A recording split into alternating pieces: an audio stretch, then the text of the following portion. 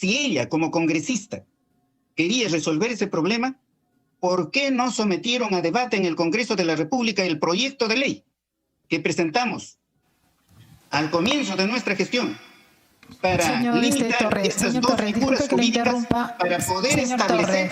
Estoy contestando, Presidenta, déjeme contestar todo lo que ha hablado la Presidenta. Hola amigos, sean bienvenidos a su canal de Te lo voy contando. El ahora testigo Aníbal Torres fue citado por la congresista Norma Yarrow, pero por esa cosa de la vida o porque no llegaba, su colega Patricia Juárez tomaría la palabra, y en un intenso debate Aníbal Torres declara con la verdad y sobre los hechos lo que sucedió el 7 de diciembre, y solo como él lo sabe hacer. Aquí el video. Gracias, Presidenta. A través suyo al señor Aníbal Torres, preguntarle, sabíamos que precisamente el gobierno del señor Castillo no era, digamos, una organización, digamos, compleja, ¿no? O sea, en realidad creo que había, y ese era uno de los cuestionamientos que se hacía, mucha desorganización a la interna, ¿no? Pero el señor Aníbal Torres era el asesor principal de la presidenta del Consejo de Ministros, presente también en la sala. Él también se encontraba presente como asesor principal y hace unos días antes había sido presidente del Consejo de Ministros, en consecuencia portavoz del gobierno, portavoz del presidente de la República. Él es convocado a esa sala. En principio, la primera pregunta es, ¿qué se le dice para ser convocado? O sea, vamos a una reunión, el señor presidente va a dar un discurso. ¿Por qué razón él se encontraba ahí presente? Y en segundo lugar, ¿era usual que no se coordine previamente en la PCM los discursos del presidente de la República? Señor testigo, tiene la palabra. Sí, por su intermedio. No se me comunicó para qué no me convocaban a la presidencia de la República. Me convocaron ese día 7, después de las 11:30 de la mañana. Me enteré de eso, del discurso, ya en el momento en que ingresamos y nos dijeron que esto se iba a dar un mensaje a la nación, ¿no? Pero nunca nos imaginábamos, ¿no?, que el mensaje iba a ser para cerrar el Congreso. No. También en el mismo momento en que me han convocado a mí, han convocado a la Premier. Tal es así que los dos prácticamente hemos llegado juntos a la oficina del presidente. Llegamos y el presidente le pidió a la Premier para que haga ingresar a la prensa. La Premier salió, se demoró un poco y luego ingresó la prensa, o sea, la prensa refiriéndome solamente al canal del Estado. Congresista Juárez tiene la palabra. Sí, quisiera que por favor el doctor Torres, a través suyo, Presidenta, nos pudiera ilustrar cuáles eran sus niveles de coordinación con el presidente de la República cuando él era presidente del Consejo de Ministros, porque definitivamente él estaba siempre a su lado, iban a los consejos descentralizados. Entendería que había una coordinación constante, directa, un apoyo absoluto al expresidente Castillo.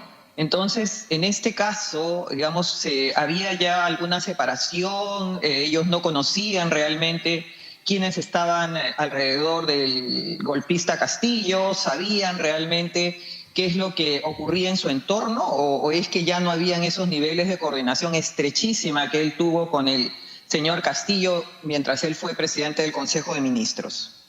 Testigo tiene la palabra. Por su intermedio, Presidenta, una cosa era mi relación con el presidente como Premier y otra cosa como asesor. Como Premier coordinaba, por supuesto, todas las acciones que teníamos que realizar. Coordinaba, por ejemplo, ¿no?, qué temas, qué cosas se iban a ver en los consejos del día miércoles, porque los consejos se realizaban los días miércoles. Coordinaba, ¿no?, durante los viajes a los consejos en el interior del país, qué temas se iban a tratar, ¿no? Conversábamos con qué autoridades, con qué funcionarios de esas localidades ya habíamos tratado, porque generalmente venían, ¿no?, los gobernadores, venían los alcaldes a Lima a solicitar la realización de esos consejos descentralizados. De manera que allí era una relación muy estrecha. En el momento en que ya asumo como asesor, la relación, por supuesto, no es la misma. El trabajo no tiene la intensidad que tenía siendo ministro. Y yo me convierto en lo que establece, ¿no? La ley. Me convierto en el asesor principal, por supuesto, de la dirección de la presidencia del Consejo de Ministros para el cumplimiento de sus funciones. Asimismo, se presta asesoría, asistencia a las comisiones permanentes de coordinación y a la comisión de coordinación viceministerial, ¿no? Eso es lo que he hecho, y siendo asesor ya muy rara vez me ha llamado el presidente. He escuchado que habría permanecido en la sala del presidente durante horas. Absolutamente falso. Falso. ¿Por qué? Porque las reuniones con el presidente son muy rápidas, muy breves. Por ejemplo, el día 6 sí he concurrido y tratamos allí sobre, como ya se presentaba un poco de escasez en los alimentos, ¿no? Me pregunta qué podemos hacer con el acaparamiento, porque había la noticia de que algunos empresarios están acaparando los alimentos y además que los monopolios pues nos siguen perjudicando.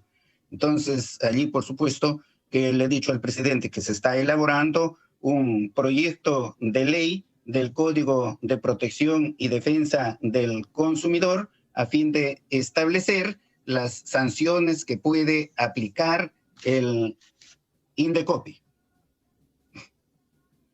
Congresista Juárez tiene la palabra. Sí, presidenta, gracias. ¿Usted coordinaba cuando era presidente del Consejo de Ministros, a través suyo, presidenta, los discursos del presidente? ¿Usted los veía, los leía antes? ¿Había algún asesor que lo hacía? ¿O quién coordinaba? ¿Usted como presidente del Consejo de Ministros tenía esa función? Esa función lo tenía su equipo de asesores. Congresista Juárez. La presidencia tiene su equipo de asesores. Congresista Juárez tiene la palabra. Sí, gracias. Cuando, digamos, usted estaba en la sala convocado por el presidente, o quién fue la persona que lo llamó, que lo convocó para que estuviera presente en el momento en el que se produce el golpe de Estado. Testigo tiene la palabra. El secretario de la oficina de la PCM me informa, ¿no?, que me están llamando, ¿no?, al despacho presidencial. A través suyo, presidenta, sí. ¿Quién es el secretario de la PCM, o quién era el secretario de la PCM que lo convoca? El secretario de la PCM es don Carlos Cabañaro. Congresista Ya. Juárez. Sí, gracias. Cuando se dio el mensaje de Pedro Castillo, ¿usted se comunicó con el abogado Benji Espinosa?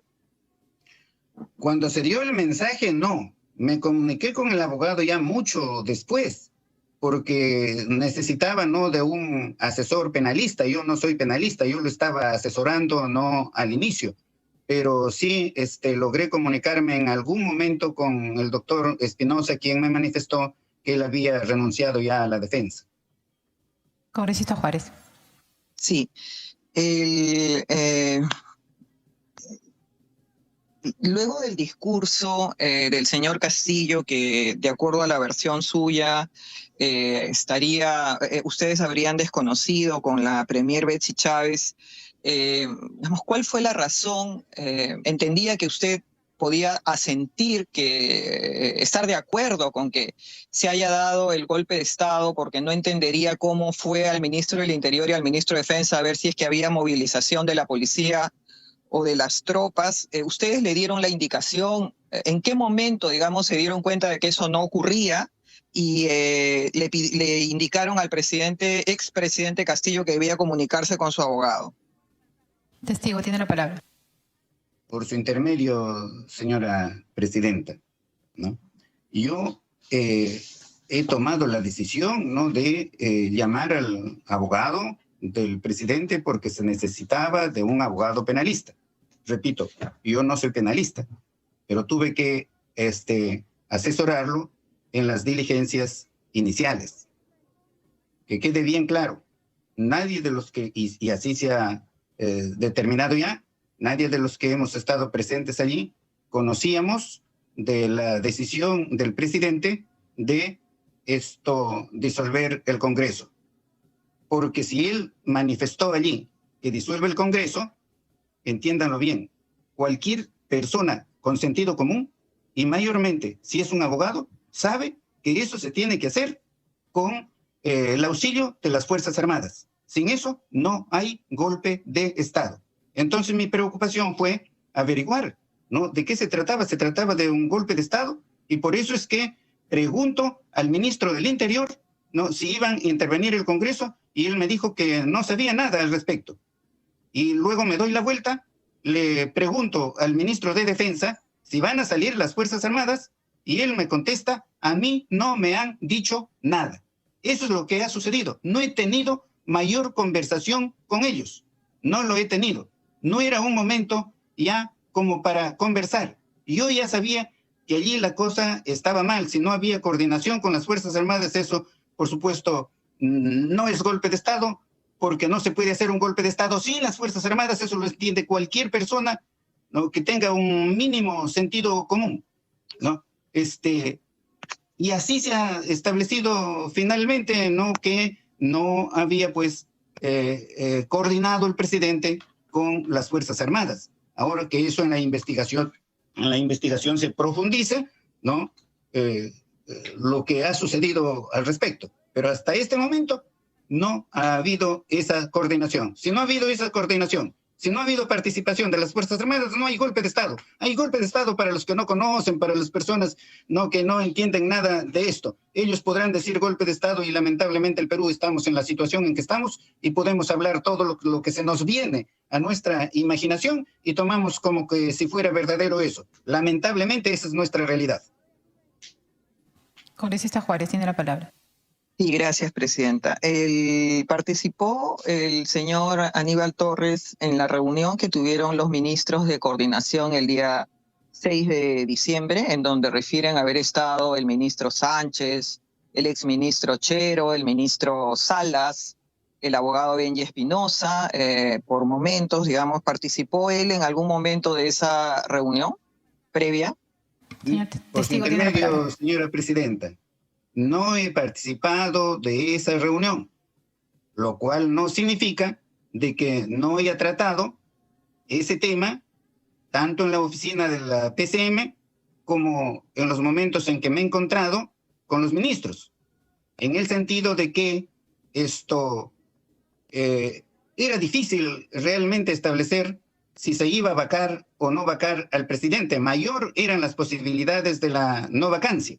Incluso esa mañana del 7 de diciembre, ingresaba en repetidas oportunidades a la oficina de la PCM la coordinadora parlamentaria Pilar Melgar, comunicándome que no completaban la votación. Congresista Juárez tiene la palabra. Sí, presidenta. Quería, a través suyo, preguntarle al doctor Aníbal Torres. Él, digamos, señala que su renuncia se produce porque se deniega una cuestión de confianza, ¿no? Él, en el acta del Consejo de Ministros, señala que había sido denegada la confianza y en consecuencia él y todo el gabinete renunciaba, como en efecto se produjo. Antes de eso se había dado un pedido de cuestión de confianza también presentado, digamos, por el Ejecutivo al Congreso respecto a la Ley 31355, que fue rechazada por la mesa del Congreso. ¿Estos actos, digamos, estaban encaminados a un deseo de un cierre del Congreso? Testigo tiene la palabra. Por su intermedio, presidenta, ¿no? La cuestión de confianza planteada con el proyecto de ley para la derogación de la ley 31.399, que suprime prácticamente el derecho del referéndum, ¿no?, se presentó con el acuerdo del Consejo de Ministros. Se debatió en el Consejo de Ministros. Y eso es exactamente conforme a ley. Y se planteó en ejecución del eje 6 de la política general de gobierno. Y está sostenida jurídicamente, tanto en el Pacto Internacional de Derechos Civiles y Políticos, artículo 25, que establece que los ciudadanos tienen derecho, sin limitaciones, sin restricción alguna, a participar, ¿no?, en las cuestiones de Estado, ¿no? Y eso se hace a través del referéndum. Igual, ¿no?, en la Convención Interamericana de Derechos Humanos, artículo 23, que se establece lo mismo. Igual, ¿no?, en el artículo 2, inciso 17 de la Constitución. De manera que no todo lo demás que se diga, y he escuchado lo que se ha dicho precisamente por miembros de la Comisión de Constitución, es al margen del ordenamiento jurídico y que tiene eco solamente en la prensa que nosotros tenemos. El eje 6 de la política general de gobierno, que está concretizada en el Decreto Supremo 164/2021 PCM, en el eje 6 se dice expresamente, ¿no?, que el Ejecutivo se encargará del fortalecimiento del sistema democrático. ¿Quién puede decir que el Ejecutivo no tiene esa facultad de fortalecer el sistema democrático? ¿Quién puede decir que esa facultad es exclusiva del Congreso de la República? Salvo, naturalmente, lo que sucede en nuestro país. Pero este decreto supremo en ningún momento ha sido cuestionado. En ningún momento ha sido cuestionado y se encuentra vigente. Congresista Juárez, tiene la palabra. Bueno, sí, gracias, presidenta. Bueno, yo lamento disentir absolutamente con el señor Aníbal Torres, y ya lo hemos hecho en varias oportunidades en la Comisión de Constitución, porque perfectamente sabe, y esa es parte de la desinformación que se da al país, de que hubiera existido a través de la Ley 31399 algún recorte de las facultades o de la prerrogativa o de la capacidad que tiene el pueblo de pedir un referéndum. De ninguna manera. El artículo 32 subsiste en la Constitución, el artículo 206 subsiste porque no ha sido materia de ninguna modificación, y la ley 26.300 a la que alude el señor Aníbal Torres definitivamente no dice nada de lo que él señala. Entonces, el derecho del pueblo peruano a plantear un referéndum está incólume, es absoluto. Lo puede hacer cuando realmente se recaben las firmas, como dice la Constitución. Pero terminado eso, que no es materia, presidenta, la pregunta era realmente el planteamiento de dos cuestiones de confianza. La primera sobre la ley 31355 y sobre la ley 31399. ¿Se refiere o tenía la intención él como presidente del Consejo de Ministros de promover un cierre del Congreso? Porque finalmente se presentan en momentos en donde, la verdad, había crispación política, había una situación política complicada, pero ¿cuál era el ánimo? Porque sabemos de que eran normas, por lo menos en los dos casos, que habían sido validadas por el Tribunal Constitucional. Entonces el ánimo parecía, digamos, forzado. De repente yo me equivoco, un cierre inconstitucional del Congreso. Entonces por eso es que le pregunto al señor Aníbal Torres, ¿cuál era el ánimo de forzar estas figuras constitucionales? Señor Torres, tiene la palabra. Por su intermedio, presidenta, ¿cuál era el ánimo? Sabemos que la crisis que vive el país, con 6 presidentes en 6 años, se debe a que en la Constitución tenemos 2 figuras: la vacancia presidencial por permanente incapacidad moral, que le compete al Congreso, y la cuestión de confianza, que le compete al Ejecutivo. Lo que dice la congresista es porque permanentemente demuestra públicamente, lamentablemente tengo que decirle, su desconocimiento del derecho constitucional. Si ella, como congresista, quería resolver ese problema, ¿por qué no sometieron a debate en el Congreso de la República el proyecto de ley que presentamos al comienzo de nuestra gestión para limitar Torres, estas 2 figuras jurídicas para poder establecer? Estoy contestando, presidenta, pero déjeme contestar todo lo que ha hablado la presidenta. Le voy a dejar contestar, pero quiero que sea preciso. Tiene que ser preciso en las preguntas que se le están formulando. Creo que la pregunta ha sido clara y no hay que extendernos en temas que no vienen al caso. todo caso, por favor, le voy a dar el uso de la palabra para que sea preciso en la respuesta que usted va a formular a la pregunta realizada por la congresista Juárez.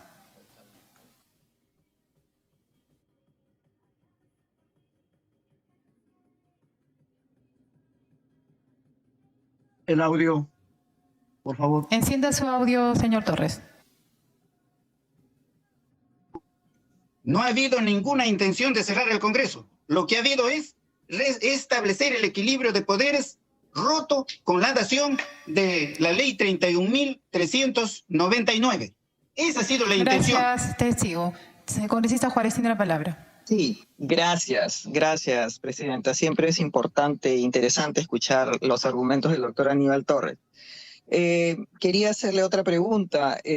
Hace un momento él mencionó que digamos, el presidente estaba rodeado de un grupo de asesores y mencionó al señor Mendieta. O sea, él hace responsable al señor Mendieta de haber elaborado el discurso y de habérselo entregado al presidente, ¿o es que él cree que el presidente se sentó en una computadora y redactó el discurso golpista? Señor Torres tiene la palabra. Absolutamente, por su intermedio, señora presidenta. Absolutamente no he manifestado en ningún momento que el autor del discurso sea el señor Mendieta. Lo que he dicho es que el presidente de la República tiene su equipo de asesores. Eso es lo que he dicho.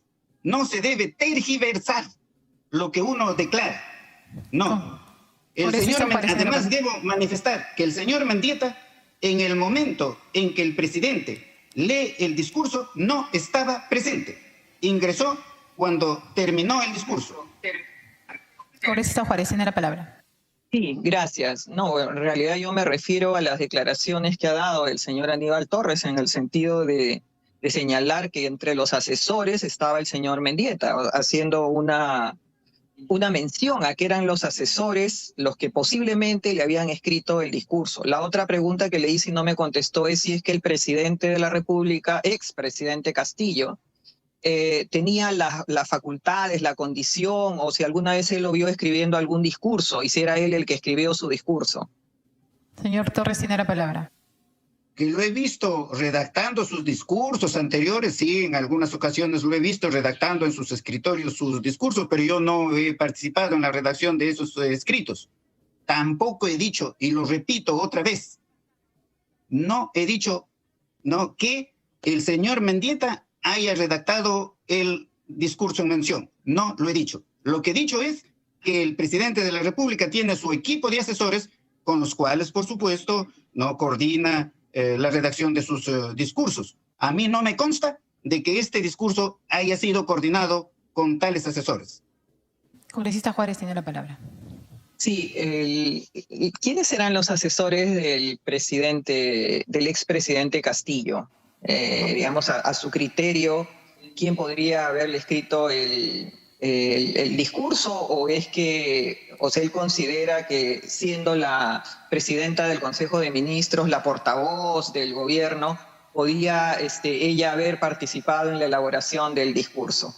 Señor Torres tiene la palabra. Por su intermedio, por enésima vez, no me consta a mí quién es el que ha redactado el mencionado discurso.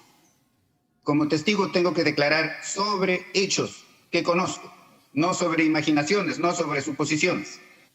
Congresista Juárez tiene la palabra. Sí, ya para terminar, presidenta. Bueno, una vez más, claro, vemos que hay, digamos, contradicciones entre los testigos y las personas que están investigadas, pero una vez más vemos que nadie sabe nada, nadie conocía nada, nadie tomó conocimiento previo, nadie supo nada. Y la verdad es que eso deja en claro, de ser cierto, por supuesto, ¿no? Por supuesto hay que tener las dudas que correspondan, pero dejaría en claro absolutamente que el gobierno del señor Castillo fue una absoluta y total desorganización, y que lo que nos trajo al país y nos ha traído han sido 17 meses de enfrentamientos, de odio, y nos ha traído unos mensajes que finalmente han significado la división absoluta entre los peruanos. Eso es lo lamentable realmente de este gobierno del señor Castillo, que felizmente ya terminó. Gracias, presidenta. Gracias, congresista. Tiene la palabra la congresista Noelia Herrera. Sí, señora presidenta, pero como la congresista está haciendo una serie de afirmaciones y yo por lo menos como testigo debo contestar. Continuamos con la congresista Noelia Herrera. Participa en política dejando tus comentarios. La verdad nos hará libres. Infórmate y síguenos. Para más noticias, ya te lo voy contando.